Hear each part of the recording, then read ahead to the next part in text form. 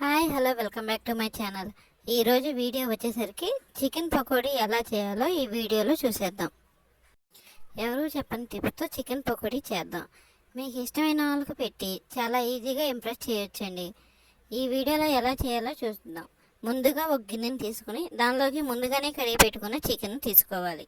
ఇక్కడైతే నేను పావు కేజీ చికెన్తో చికెన్ పకోడీ చేస్తున్నాను. పావు కేజీకి సరిపడా కొలతలు చూపిస్తాను. చికెన్ గిన్నెలో వేసుకుని దానిలోకి రుచికి సరిపడా ఉప్పు, కారం, పసుపు అనేది వేసుకోవాలి. ఇప్పుడు దానిలోకి 1 టేబుల్ స్పూన్ అల్లం వెల్లుల్లి పేస్ట్ వేసుకుని 2 కరివేపాకు రెమ్మలు కూడా వేసుకోవాలి. ఇలా వేసుకున్న తర్వాత అందులోనే 1 టేబుల్ స్పూన్ శనగపిండి, 2 టేబుల్ స్పూన్ల బియ్యం పిండి వేసి బాగా కలపాలి.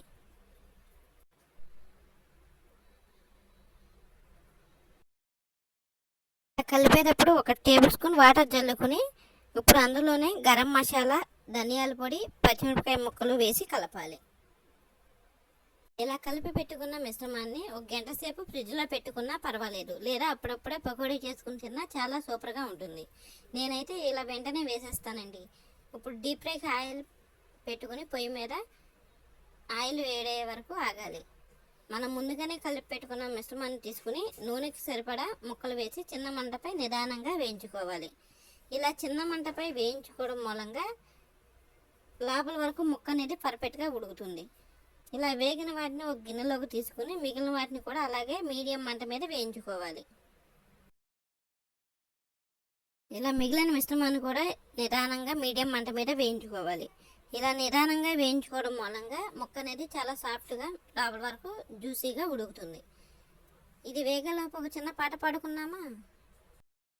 కరిగేలుగా ఈ క్షణం గడిపేయాలే జీవిత శిలగా మిగిలిన హృదయం సాక్షిగా.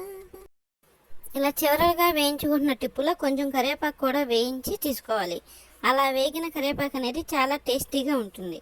అంతేనండి, ఎంతో రుచికరమైన చికెన్ పకోడీ అనేది రెడీ అయిపోతుంది.